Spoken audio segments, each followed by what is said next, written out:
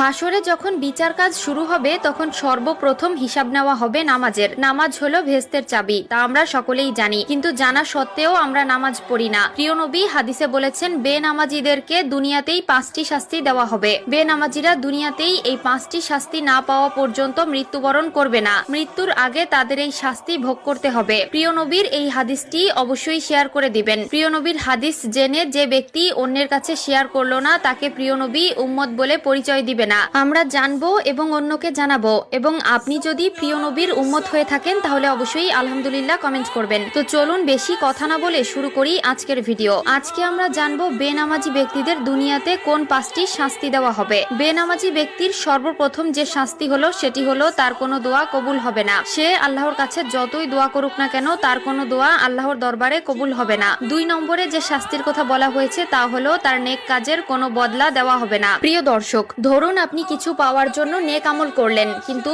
আফসোসের